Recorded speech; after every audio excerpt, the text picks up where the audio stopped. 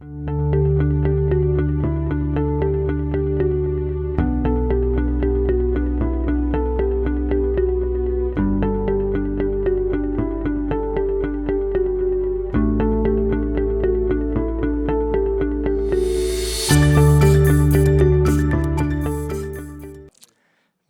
à chacun d'entre vous.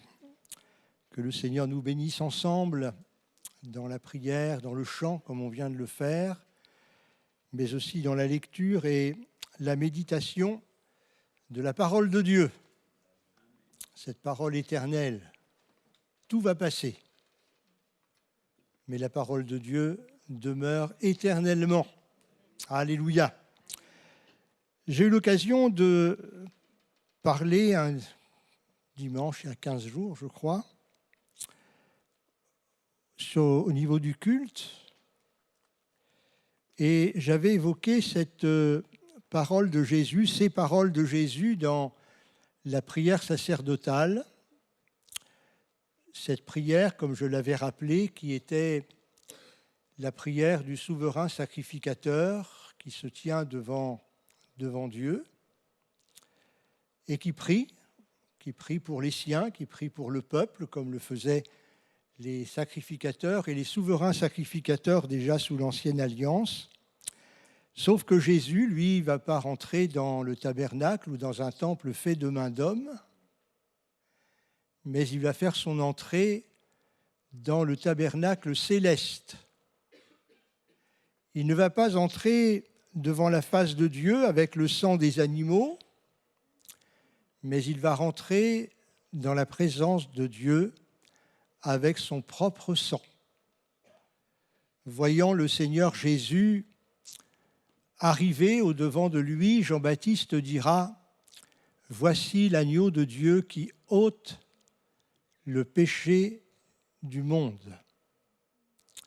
Et dans cette prière sacerdotale, dans ces circonstances que je viens de rappeler, le Seigneur Jésus va dire un certain nombre de choses que j'avais rappelées ce dimanche-là.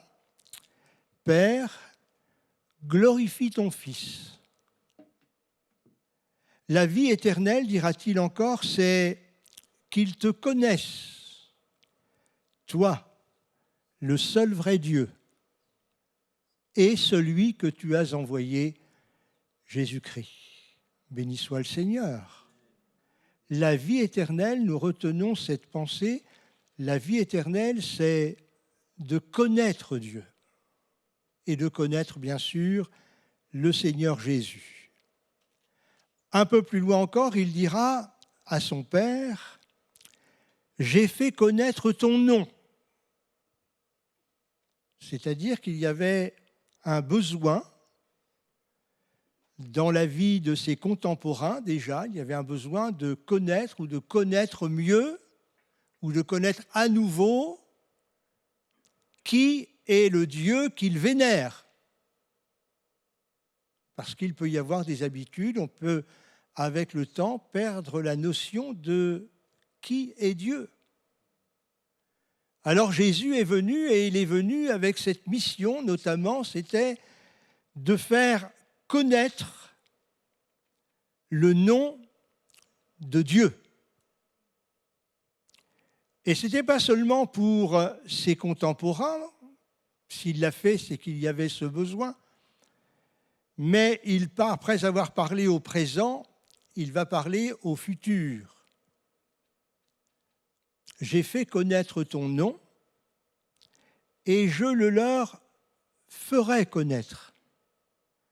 C'est-à-dire que ce n'était pas pour un moment, mais tout au long de l'histoire de l'Église, de la marche de l'Église dans ce monde, il y aura cette nécessité que Dieu se révèle à nous, que le Seigneur Jésus nous révèle le Père, et aussi que le Saint-Esprit se manifeste pour nous aider à connaître le Seigneur véritablement. Connaître Dieu et sa parole, c'est le support de notre foi. Quand on connaît Dieu dans sa grandeur, dans sa majesté, eh bien, on traverse les difficultés, les problèmes de la vie d'une manière totalement différente. Et comme je l'avais déjà avancé ce dimanche-là, on s'aperçoit que dans l'histoire biblique, mais c'est dans l'histoire des hommes, la révélation de Dieu et de son nom a été progressive, et cette révélation s'est manifestée dans des circonstances particulières. Dans certaines circonstances, il va se révéler sous une facette, et dans d'autres circonstances, il se révélera sous une autre facette, une facette appropriée aux circonstances. Et si vous étiez là, et si vous avez un petit peu de mémoire, c'est ainsi que l'on avait vu ensemble que le premier nom que la Bible nous révèle concernant Dieu, c'est en Genèse chapitre 1, verset 1er, au commencement, la terre était informe et vide, Dieu créa le ciel et la terre. Or, ce Dieu-là, c'est, je l'avais dit au passage, c'est Elohim. Ce nom d'Elohim n'est pas utilisé que dans Genèse chapitre 1er. Mais chaque fois qu'il sera nécessaire pour ceux et celles qui seront justement dans des circonstances particulières, quelquefois des circonstances difficiles, eh bien, le Dieu créateur, le Dieu Elohim, se rappellera aux gens comme étant celui qui a créé tout à partir de rien. Et après avoir créé le ciel, la terre, lorsque pour diverses raisons, ce qu'il avait créé est devenu tohu-bohu, c'est-à-dire que tout était informe et vide, c'était les ténèbres. Tout était, comme on dirait, n'est-ce pas, d'une façon un peu plus populaire, tout était sans dessus-dessous. Si un journaliste avait été là et qu'il rende compte de l'état du monde à l'époque, il se serait dit, mais c'est irrémédiable. Mais c'eût été raisonné sans Dieu, parce qu'à Dieu, tout est possible. Alors la Bible nous dit que Dieu va parler, il va donc y avoir Dieu qui est là, il va y avoir la parole qui va se manifester, et puis il nous est dit, je l'avais rappelé aussi, que l'Esprit de Dieu, il se mouvait. Et quand il y a Dieu, quand il y a la parole et quand il y a le Saint-Esprit, les situations les plus catastrophiques peuvent être transformées par la puissance de Dieu. Nous croyons cela ? Tout est possible à Dieu. Lorsqu'il sera dit à la jeune fille de Nazareth, tu vas enfanter un fils. C'était la parole de Dieu. Mais sa réaction, ça va être de répondre à l'ange, au messager divin. Comment cela peut-il se faire que j'ai un fils puisque je ne connais pas d'homme ? Et il lui sera dit de la part du Seigneur, le Saint-Esprit va venir sur toi. Et l'enfant qui va être conçu dans son sein sera le Fils de Dieu. Béni soit le Seigneur. Il y a Dieu qui a son projet, qui le réalise. Il y a la parole qui est donnée. Et en l'occurrence, ce jour-là, il fut donné par l'ange. La parole avait été déjà donnée prophétiquement dans l'Ancien Testament. Et comment la chose va-t-elle se faire ? Eh bien, l'Esprit de Dieu va venir sur toi. Et tu vas concevoir un fils et tu lui donneras le nom de Jésus. Parce que c'est lui, Jésus, qui sauvera son peuple, ton peuple, de ses péchés. Béni soit Dieu. Connaître le Seigneur, connaître l'Éternel, connaître le Dieu Tout-Puissant. Et pour aller plus loin dans notre réflexion, et toujours sur ce même thème, je voudrais ouvrir bien sûr la Bible avec vous dans l'Évangile selon Jean.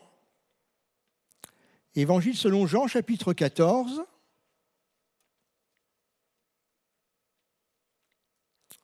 Et au verset 8, Jean 14, verset 8, Philippe dit à Jésus, « Seigneur, montre-nous le Père, et cela nous suffit. » Il y avait donc dans le cœur de Philippe un véritable désir de révélation, un besoin ressenti au fond de lui, le besoin de voir le Père, de voir Dieu à l'œuvre. Montre-nous le Père et cela nous suffit. Et Jésus de lui répondre, il y a si longtemps que je suis avec vous et tu ne m'as pas connu, Philippe. Celui qui m'a vu a vu le Père. Comment dis-tu, montre-nous le Père? Ne crois-tu pas que je suis dans le Père et que le Père est en moi? Les paroles que je vous dis, je ne les dis pas de moi-même. Et le Père qui demeure en moi, c'est lui qui fait les œuvres. Croyez-moi, je suis dans le Père et le Père est en moi. Croyez du moins à cause de ses œuvres. En vérité, je vous le dis, celui qui croit en moi fera aussi les œuvres que je fais, et il en fera de plus grandes, parce que je m'en vais au Père.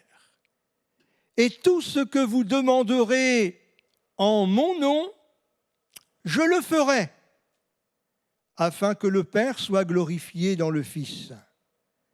Si vous demandez quelque chose en mon nom, je le ferai, que Dieu soit béni. Le nom de notre Dieu est aussi le nom du Seigneur Jésus. Alors le titre pour ce soir que j'ai donné, c'est « Seigneur, montre-nous le Père ».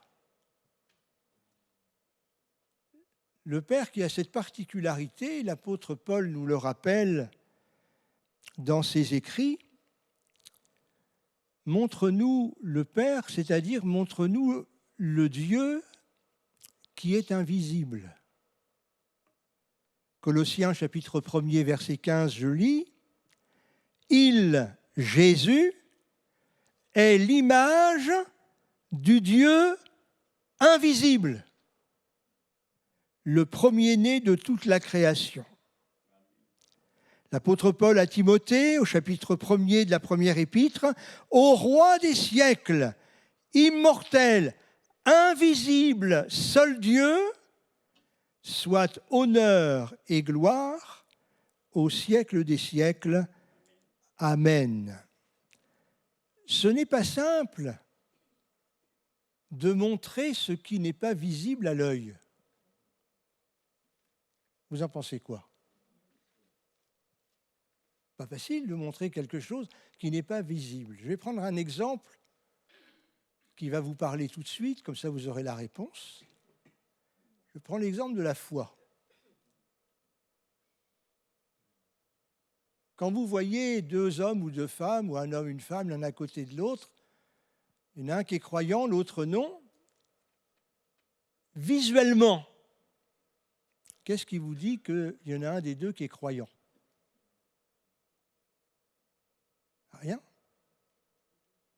Sauf si c'est un chrétien de l'Assemblée que vous connaissez. Le chrétien, c'est lui. Alors l'apôtre Jacques, il va nous donner ceci au sujet de la foi. Mais quelqu'un dira, toi tu as la foi et moi j'ai les œuvres. Montre-moi ta foi sans les œuvres. Et l'autre ajoute, et moi je te montrerai ma foi par mes œuvres. La manière de montrer ce qui est invisible, c'est au moyen de ce qui se passe, au sujet de ce qui se réalise. Certains disent Dieu, je ne sais pas s'il existe, je ne l'ai jamais vu. Mais il y a tellement de choses que Dieu fait, des œuvres que Dieu fait, que Dieu accomplit, qui sont la preuve de l'existence de Dieu. Et c'est la raison pour laquelle, lorsque le Seigneur Jésus va parler avec Philippe, avec le texte que je viens de citer, il va en venir aux œuvres. Tu demandes, Philippe, à ce que je te montre le Père, mais il y a déjà tant de temps que je suis avec vous. Toutes ces choses auxquelles tu as assisté, ces événements qui étaient, je dirais, sans solution, et ce à quoi tu as assisté, à ces miracles inattendus. Par exemple, Philippe était là quand le Seigneur Jésus avait une foule de plusieurs milliers de personnes qui étaient venues l'écouter. Et comme c'était le soir, Jésus ne voulut pas laisser partir les gens sans se substanter un petit peu, manger quelque chose. Alors il va se proposer pour donner à manger. Et quand Jésus va dire, mais on ne va pas les laisser partir, on va leur donner à manger, Philippe va dire, mais tu ne te rends pas compte, avec 200 deniers, on n'aurait pas assez de nourriture pour que chacun en ait un tout petit peu.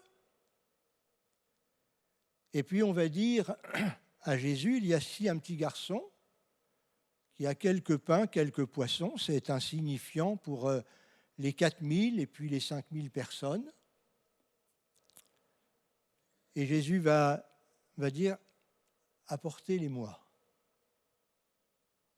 Il va prendre les pains, les poissons qui sont là, et il va tourner son regard vers le Père, au ciel, vers Elohim, le Dieu de la création. Il va rendre grâce au Dieu de la création de ce qu'avec le peu dont il disposait, il allait pouvoir nourrir ces milliers d'hommes, de femmes et d'enfants qui étaient réunis ici. Béni soit le Seigneur. Mais alors Philippe, quand on a vécu ça, tu demandes encore qu'on te montre le Père? Est-ce que, au travers de ce qui s'est passé ce jour-là, tu n'as pas remarqué que le Père, c'est le Père qui pourvoit aux besoins? Nous en avions parlé le dimanche matin, vous vous souvenez? Le Dieu qui pourvoit. Et la première fois que ce nom-là fut donné, c'était avec Abraham, vous vous souvenez, je l'ai raconté aussi, avec Isaac. Dieu met à l'épreuve Abraham dans sa foi. Abraham a de quoi être déstabilisé avec la demande de Dieu. Isaac, c'était le fils de la promesse, c'était le fils attendu, c'était le fils de l'alliance. Et maintenant qu'il est là, après tant d'années d'attente, eh bien voilà que Dieu lui demande quelque chose d'impensable, tu vas me l'offrir. Et puis je vous ai raconté la scène, et puis à un moment donné, il y a le bélier qui est suspendu dans un arbre. Et puis ce n'est pas Isaac qui va être sacrifié, c'est le bélier. Et à ce moment-là sera dit pour la première fois, à la montagne de l'Éternel, il sera pourvu. Et nous avons rappelé à ce sujet-là le cheminement de Dieu avec son Fils, tout au long de cette marche de Jésus sur la terre des hommes, son cheminement jusqu'à la dernière Pâque, son cheminement, c'est ce qu'on a appelé le chemin de croix dans la tradition, son cheminement jusque sur le Golgotha, il a vu son fils qui n'avait plus la force de porter l'objet du supplice, la croix, va voir le trou être fait dans le sol, la croix plantée, Jésus qui a été cloué dessus. Dieu va assister à tout cela. Et à un moment donné, Jésus de prononcer cette parole, « Mon Dieu, pourquoi m'as-tu abandonné ?» Mon Dieu, ici, c'est encore le Elohim de la Genèse, chapitre 1, le Dieu créateur, le Dieu qui a vu l'homme et la femme désobéir à son premier commandement, à sa première demande. Vous mangerez de tous les arbres du jardin, sauf de l'arbre de la connaissance du bien et du mal. Le diable va venir d'une manière séduisante, sous la forme d'un serpent. Il va dire à la femme qu'elle peut en manger, qu'elle peut en donner à son mari, que ce n'était pas la mort qui arriverait, mais qu'au contraire, ce serait quelque chose d'extraordinaire. Leur intelligence va être décuplée. Ils seront comme Dieu, vous vous rendez compte ? Quand on entend ça, on ne peut que céder. Mais la parole de Dieu, ce n'était pas ça. Alors ils vont désobéir. Ils vont être chassés du jardin d'Éden. Et puis, à ce moment-là, Dieu sait déjà, et il le savait déjà bien avant. Dieu sait comment le problème du péché de l'homme va être résolu. La femme, la postérité de la femme, eh bien, écrasera la tête du serpent. Et c'était Jésus qui devait faire cela, et c'est Jésus qui l'a fait, béni soit Dieu. Montre-nous le Père. Mais Philippe, tu ne reconnais pas, au travers de ces œuvres que j'accomplis, tu ne reconnais pas le Père qui agit, ce Dieu dont il est parlé, que Jésus dira au sujet de lui que son Dieu, oui, Elohim, le Créateur, a tellement aimé le monde pécheur, qu'il a donné son Fils Jésus, afin que dans un simple démarche de foi, afin que quiconque croit en lui ne périsse pas, mais qu'il ait la vie éternelle. Béni soit le Seigneur. Connaître Dieu dans sa grandeur, dans sa puissance. À la montagne de Dieu, sur le mont Golgotha, il a été pourvu à notre salut. Et celui qui a fait cela, c'est Jésus-Christ, parce que son Père l'avait envoyé pour nous racheter. Béni soit Dieu. Montre-nous le Père afin que nous le connaissions davantage. Dieu se connaît, se rencontre, de même que la personne de Jésus, par une révélation intérieure dans notre cœur. On peut connaître plein de choses sur Dieu en ce qui concerne les noms de Dieu mentionnés dans la Bible. J'ai travaillé un petit peu sur le sujet, vous y pensez bien. J'ai trouvé 17 expressions différentes, ça en fait quelques-unes. Alors on peut être féru, je dirais, en théologie et sur ce sujet-là, notamment en connaissant toutes les significations en hébreu et aussi en grec du nom de Dieu, de Jésus, Yeshua, etc., etc. On peut avoir un gros bagage théologique, mais ce n'est pas pour autant que l'on connaîtra vraiment qui est Dieu. Il y a quelqu'un qui a fait de grandes études sur le sujet. C'est Saul de Tarse. Saul de Tarse avait une culture dans le judaïsme qui était pointue. Il était même parmi les plus zélés des étudiants de l'époque dans le judaïsme. Il était parmi les plus zélés. Et pourtant, malgré toutes les prophéties que ses professeurs, que ses maîtres avaient pu lui rappeler, prophéties qui, nous qui sommes des gens simples, quand on les lit, lit, aujourd'hui, on sait de qui il s'agit. la brebis qui a été menée à la boucherie, l'agneau. On n'a pas besoin de nous faire un dessin. On a compris celui qui a été rejeté, abandonné, méprisé. On sait que c'est Jésus. Et pourtant, Saul de Tarse et ses maîtres, peut-être avaient-ils quelques soupçons sur quelque chose à venir. Mais voilà que lorsque Yeshua, Jésus, arrive, qu'il naît, ils ne le reconnaissent pas. C'est étonnant quand même. Hein, ce Saul de Tarse, il va même persécuter ceux qui croient dans le Seigneur Jésus, ceux qui l'ont reconnu. Pourtant, il sait qu'en Palestine, il y a ce Jésus de Nazareth qui va de lieu en lieu, de ville en ville, dans les villages. Il prêche dans les synagogues, il va au temple, il va au bord de la mer, etc., etc. Et tout au long de son chemin, tout est balisé par des guérisons, des miracles, des délivrances, même des résurrections. Et tout ça, ça remonte aux oreilles de tous les pharisiens et des chefs. Mais il y a un voile. Il y a un voile. Ils n'arrivent pas à voir qui est Jésus.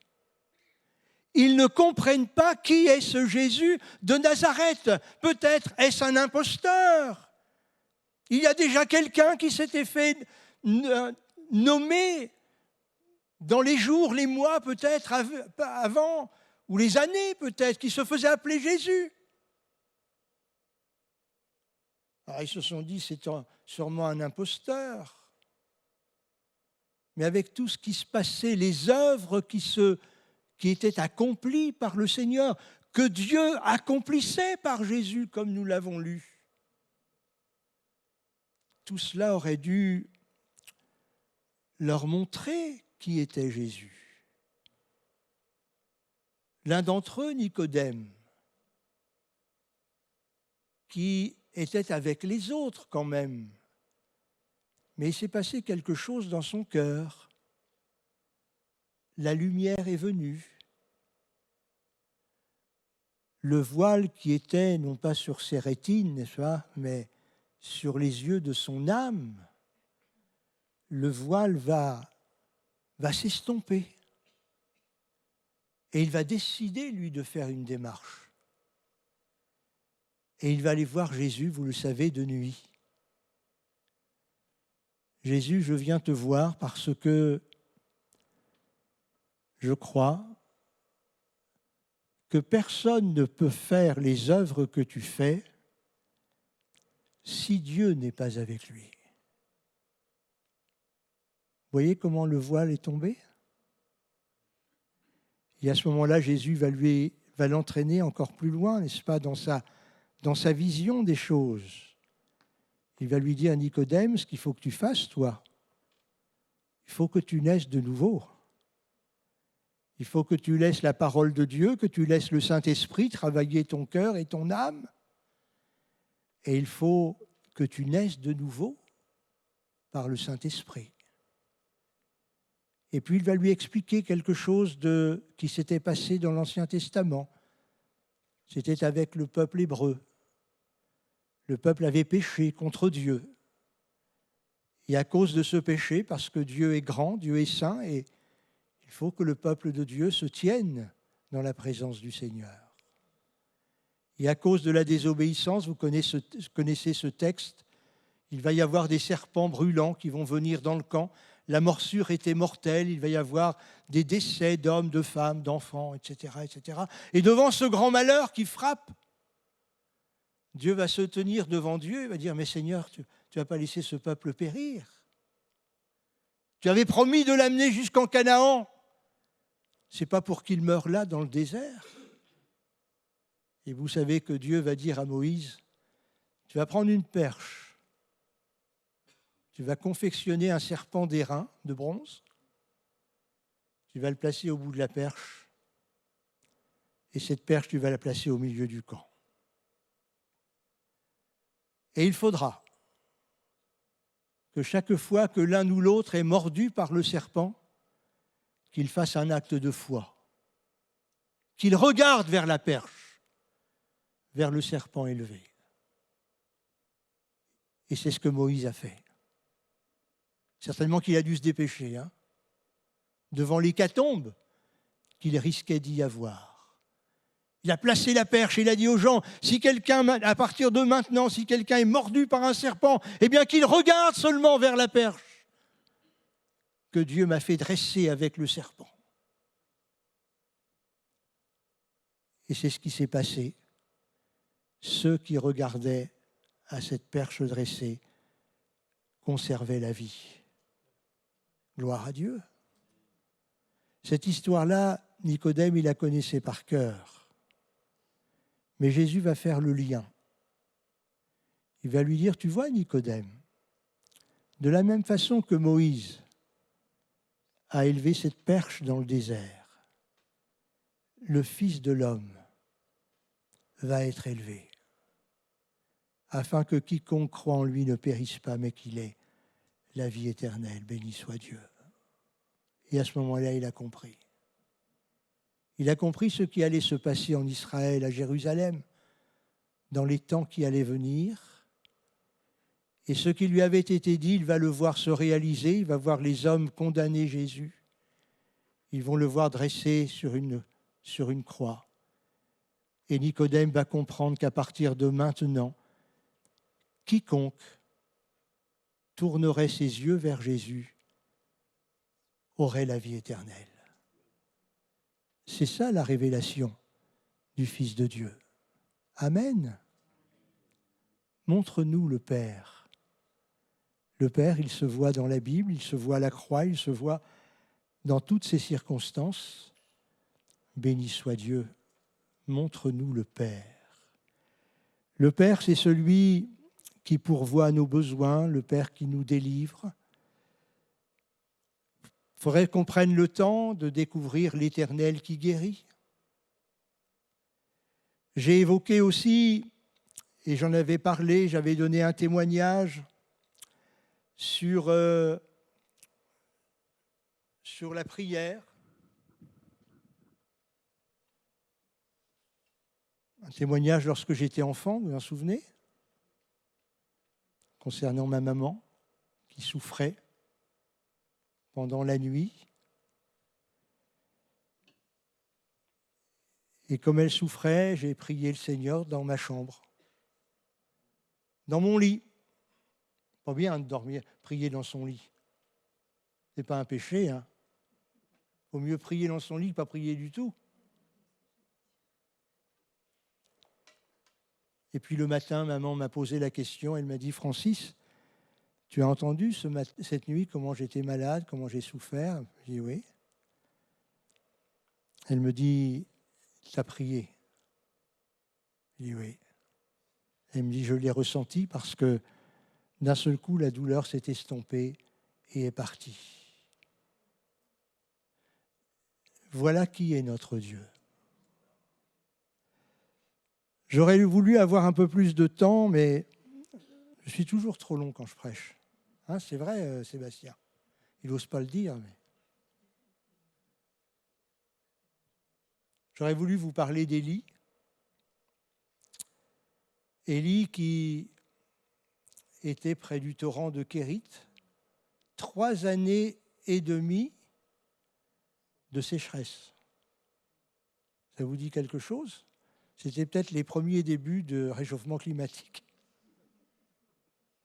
C'était à cause de l'état spirituel et moral de l'État d'Israël à ce moment-là. Alors Dieu a sévi.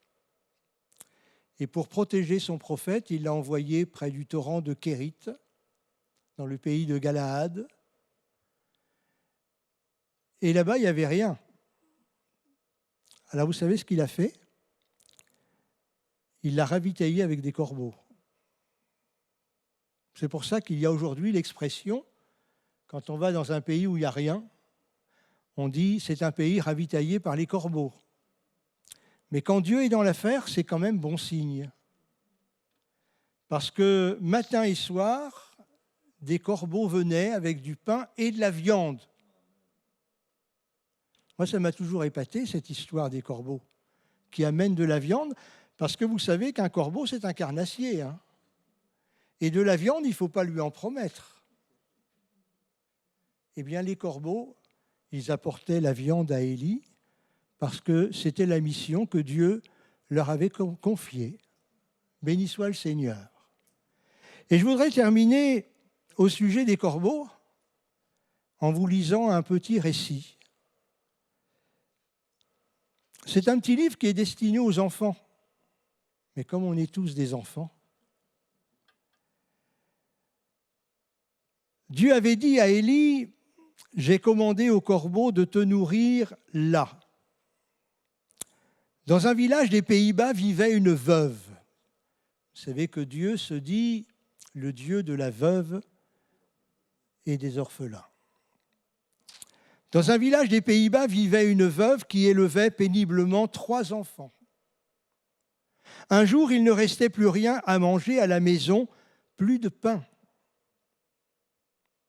Au moment du repas, la mère s'agenouilla avec ses 3 enfants et elle fit monter vers Dieu une ardente supplication, tout en larmes, mais assurée que Dieu l'aimait et pouvait lui venir en aide. Elle s'écria « Ô Seigneur, toi qui as envoyé des corbeaux pour nourrir Élie, je t'en supplie, envoie du pain à mes enfants. » Elle avait lu le premier livre des rois. Hein. Quand ils se relevèrent, Dirk, petit garçon de 8 ans, courut ouvrir la grande porte de la maison. « Dirk, que fais-tu » dit la mère étonnée. « Mais, maman, quand les corbeaux viendront, il faut qu'ils puissent entrer dans la maison. »